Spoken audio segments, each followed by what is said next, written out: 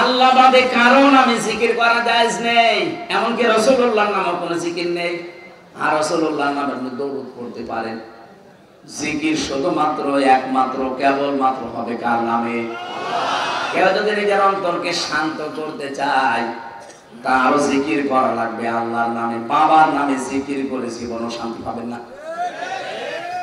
আমাদের অন্তরকে আল্লাহ যেভাবে ধাঁচ দিয়ে বানিয়েছেন, এটাকে শান্ত করার জন্য একটা নামই আছে, এটা হচ্ছে সূরা রাদের ভেতরে আছে 28 নম্বর আয়াত, 13 নম্বর পারার 12 নম্বর পৃষ্ঠার 2 নম্বর লাইনে আছে, আল্লাযীনা আমানু ওয়া তাতমাইন্নু কুলুবুহুম বিযিকরিল্লাহ আলা বিযিকরিল্লাহি তাতমাইন্নুল কুলুব। যারা ঈমানদার তারা যদি সত্যি শান্ত হতে চায়, তাদেরকে আল্লাহ আদেশ দিচ্ছেন তারা যেন আমি আল্লাহর নামে জিকির করে। কার নামে? আজকে থেকে এই সিদ্ধান্ত যদি এলাকায় কারো থাকে ও পাল্টাবেন। হয়তো অনেকে না জেনে না বুঝে করে থাকেন, কেল্লা বাবা, ফতে বাবা, আলী বাবা, দয়াল বাবা, খাজা বাবা, না সব বাদ।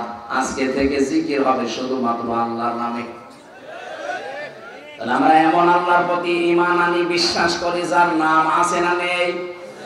আরো জোরে বলেন। অন্যান্য ধর্মের যত ধর্মের মানুষ আছে তারাও যাদের ইবাদত করে তাদেরও তো নাম দিয়েছে, এটা কয়েকটা বললাম, দুর্গা, সরস্বতী, নাম দেয়নি তারা? তাহলে এ পর্যন্ত আমাদের সাথে ওদের তো মিল আছে। আমাদের আল্লাহর অস্তিত্ব আছে, আমাদের আল্লাহর নাম আছে, এবং শুধু নাম না, আমাদের আল্লাহর নামের গুণাগুণ আছে। উনি যে নাম নিয়েছেন ওই নামের কার্যকারিতা দেখিয়েছেন। রাজ্জাক নামটা নিয়েছেন এই কারণে এখন আমরা রিজিক পাই। দুনিয়ার কোন সৃষ্টি না খেয়ে মারা গেছে এটা আপনি দেখাতে পারবেন না, কারণ রাজ্জাকের নামটা আল্লাহ নিয়েছে এই রিজিকের জন্য। এই বিশ্বাস আপনাকে থাকা লাগবে। অন্যান্য ধর্মের যারা আছে বলেন তো, তারাও তাদের দেবতাকে বিশ্বাস করে, নাম দেয়, কিন্তু নামের কার্যকারিতা গুণাগুণ নেই। ফসলে বরকত দেয় নাকি দুর্গা? দুর্গাকে ফসলের মাঝে রেখে আসেন, ফসল সহ দুর্গা চুরি হয়ে যাবে। আমাদের আল্লাহ যে নাম নিয়েছেন, শুধু নাম নিয়ে বসে নেই, নামের গুণাগুণ আছে, কার্যকারিতা আছে, উনি দেখিয়েছেন প্রতিটি নাম। নাম নিয়েছেন হাকিম, এই জন্য তিনি হুকুম দেন। নাম নিয়েছেন রাজ্জাক, এই জন্য তিনি রিজিক দেন। নাম নিয়েছেন তিনি খালেক, এই জন্য আমাদেরকে বানিয়েছেন। নাম নিয়েছেন যা যা নিয়েছেন, প্রতিটি নামের তিনি গুণাগুণ দেখিয়েছেন, তার কার্যকারী ভূমিকা। এতটুকু শেষ নেই, শেষে আমার স্যার পড়িয়েছে সিফাতিহি, তার সিফাত আছে, গুণাগুণ আছে নামের। কবিলতু জামিয়া আহকামিহি ওয়া আরকানি, আমি কবুল করে নিলাম, আমি স্বীকার করলাম, আমি মেনে নিলাম তিনি আমাকে যত বিধান দিয়েছেন সবগুলো রকমের বহুবচন আরকান, হুকুমের বহুবচন আহকাম। যত হুকুম যত রকম আমাকে দিয়েছেন সবগুলো আমি মেনে নিলাম। এই পাঁচটা বিষয় যার ভেতরে থাকবে ওই লোকটা ঈমানদার। ওই লোকটা কি? এখন অন্যান্য ধর্মের তাদের এই শেষের দুইটার সাথে আপনি আর মিল পাবেন না। এক নাম্বার হয়তো অস্তিত্বের দিক থেকে ওরা দেখায় যে অস্তিত্ব আছে, আমার দেবতা এটা, আমার গড এটা দেখাতে পারে। দুই নাম্বারের নামও হয়তো মন মতো বানিয়ে দিয়ে দিয়েছে। 3 নাম্বার থেকে 4 নাম্বার 5 নাম্বার আমরা আর খুঁজে পাই না। এজন্য ইসলামের সাথে বাকি বিশ্বের 4,500 ধর্মের কোনো মিল নেই।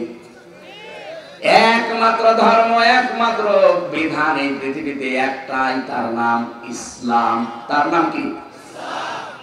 এবার আমি যে বিষয় বোঝাতে চেয়েছিলাম এই শব্দটা দিয়ে, ইয়া আইয়ুহাল্লাযীনা আমানু, আল্লাহ কিন্তু ডাক দিয়েছেন এই 5টা বিষয়ের সাথে যারা সম্পর্ক রেখে দুনিয়ায় মেনে চলে তাদেরকে। ঈমান এনেছি আমরা এই কারণে যে আমরা আল্লাহর ইবাদত করব। কি করব? বলেন বলেন। আমা খালাকাতুল জিন্না ওয়াল ইনসা ইল্লা লিয়াবুদুন, মানুষ আর জিন আমি বানাইনি, ইল্লা তবে বানিয়েছি লিয়াবুদুন, আমার ইবাদত করার জন্য। তাহলে আমাদের কাজ হবে প্রথমে ইবাদত। ইবাদতের আগে একটা কাজ আছে, তার নাম ঈমান। ইবাদতের আগে কি? ঈমান না এনে যদি আপনি ইবাদত করেন, ইবাদতের সওয়াব পাবেন? কথা বলেন না কেন? ঈমান হচ্ছে 1, এরপরে ইবাদত হচ্ছে 0 পৃথিবীতে আল্লাহ আমাদের বানিয়েছেন ইবাদত করার জন্য। ইবাদত করার আগে প্রথম কাজ কি বললাম? আরো জোরে। ঈমান আনার আগে আরেকটা কাজ আছে, কি করা লাগবে? কি? না, ঈমান মানে তো বিশ্বাস। ঈমান আনার আগে একটা কাজ আল্লাহ আমাদেরকে দিয়েছেন। সূরা বাকারা 3 নাম্বার পারার প্রথম নাম্বার পৃষ্ঠা 13 নাম্বার লাইনের 256 নাম্বার আয়াতের মাঝে আছে, ফামাইয়াকফুর বিত্তাগুত ওয়া ইউমিন বিল্লাহ। কোন মানুষ যদি ঈমান আনতে চায় তার প্রথম কাজ হবে সে যেন তাগুত ছেড়ে দেয়। কি ছাড়বে? আর তাগুত কি? একে খাওয়া লাগে না কেনা লাগে? তাগুতের অর্থ আমি তাফসীরের ভাষায় পেয়েছি চারটা বিষয়কে তাগুত বলা হয় প্রধানত। 1 নম্বরে তাগুত মানে শয়তান। তাগুত মানে কি? প্রশ্ন আসতে পারে, শয়তান পাবো কোথায়? শয়তান কিন্তু মিনাল জিন্নাতি ওয়ান নাস, মানুষের ভেতরে আছে, জিনদের ভেতরে আছে। মানুষের ভেতরে শয়তান ওই লোকটা যে লোকটা অপচয় করে। কোরআন শরীফের ভেতরে এমন কোন গুনাহ করলে তাকে শয়তানের ভাই বলা হয়েছে আমি পাইনি। স্যার বসে আছে, বলেন তো একটা গুনার জন্য শুধু শয়তানের ভাই বলে আল্লাহ আখ্যা দিয়েছেন, ইন্নাল মুবাদ্দিরিনা কানু ইখওয়ানাশ শায়াতিন। যারা অপচয় করে এই মানুষগুলো শয়তানের ভাই। শয়তানের কি ভাই? মুসলিম বিশ্বে 57টা দেশ, 257টা দেশের ভেতরে মাত্র 57টা দেশ মুসলিম। আমার এই জীবনে আমি যতগুলো দেশে ঘোরাফেরা করলাম, আমার এই ছোট্ট জীবনে আমার মেধা দিয়ে ভেবেছি যদি অপচয়টা রোধ করা যেত পৃথিবী দাঁড়িয়ে যেত। এমনকি বাংলাদেশটা, আমাদের দেশে বহু অপচয় হয়, একেবারে ব্যক্তি থেকে শুরু করে রাষ্ট্র পর্যন্ত সব জায়গায় অপচয়টা রোধ করা দরকার। এটা কিন্তু শয়তানের ভাই হওয়ার প্রথম। এই যে টিস্যুটা, আমি যদি একটা নিয়ে আমার কাজ করতে পারি, অথবা বেকার আমি 2-3টা নিয়ে নষ্ট করলাম, এটাও তো অপচয়। এটা দিয়ে বললাম এরকম সব জায়গায় দেখেন, একটা মেয়ে বিয়ে দেবে 50,000 টাকা হলেই হয়ে যায় না, ও 5 কোটি টাকা খরচ করছে। তো কি দরকার? অন্তত 1 লাখ টাকা দিয়ে মেয়েটা বিয়ে দিয়ে বাকি টাকাগুলো যদি মেয়ের সুখের জন্য আপনি মানুষকে কর্মসংস্থান তৈরি করে দিতেন, হাজার হাজার মানুষ তাদের প্র্যাকটিক্যাল লাইফে কর্মসংস্থান পেয়ে আপনার মেয়ের জন্য দোয়া করত। এরকম বহু জায়গায় আমরা অপচয় দেখতে পাচ্ছি। একটা একটা করে নাম ধরে বলতে গেলে সারা রাত অপচয় বলবো। এক কথায় জবাব দিচ্ছি, যারা অপচয় করেন তারা শয়তানের ভাই। শয়তানের ভাই সে কি? শয়তান না? 2 নম্বরে শয়তান ওই লোকটা যে মানুষগুলো অশ্লীলতা ছড়ায়, যৌনতা ছড়াতে ভালোবাসে। জান্নাত থেকে আমাদের আদি পিতা হাওয়া আলাইহিস সালাম, আদম আলাইহিস সালাম আর হাওয়া আলাইহিস সালামকে বের করে দেবে, শয়তানের এই টার্গেট ছিল না। ওর প্রথম টার্গেটই ছিল তাদেরকে আমি উলঙ্গ করব। সাধারণ মানুষকে যারা উলঙ্গ অবস্থায় দেখতে চায় বুঝবেন এটা শয়তান। এখন যদি বাড়িতে যান, বাড়ি যেয়ে যদি আপনার স্ত্রী আপনাকে গালি দেয়, কুকুরের বাচ্চা, আপনার রাগ হবে না? না। আপনার মাথায় যদি বিবেক বুদ্ধি থাকে আপনি রাগ করতে পারেন না। চিন্তা করবেন কিন্তু একটা শিক্ষিতা মেয়ে, একটা ভদ্র ঘরের মেয়ে আমার কোনোদিন মাথা উঁচু করে কথা বলে না, হঠাৎ আজকে আমার কুকুরের বাচ্চা গালি দিচ্ছে, ঠিক এর চিনে ধরিস,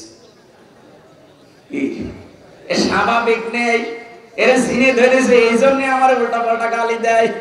তাছাড়া কোনোদিন আমার মুখের উপরে মুখ তুলে কথা বলে না। এত ভদ্র এত শিক্ষিতা মেয়ে হঠাৎ গালি দেয়, কিসে ধরেছে?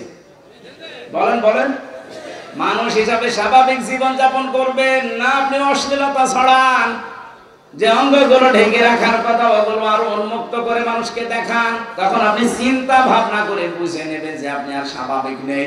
শয়তান আপনাকে দখল করে ফেলেছে। শয়তান আপনাকে দখল করে ফেলেছে। এরকম মানুষ দেশে নেই। আমি তাগুতের ব্যাখ্যায় যে প্রথম বলেছিলাম শয়তান, শয়তান কি এখন খুঁজতে আমেরিকা যাওয়া লাগবে? এক কথা বলছেন।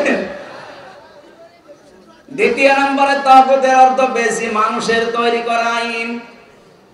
এই পৃথিবীতে যারা মানুষের তৈরি করা আইন কানুন প্রতিষ্ঠার জন্য কাজ করে, আন্দোলন করে, দল করে, বুঝবেন ওইটা তাগুত।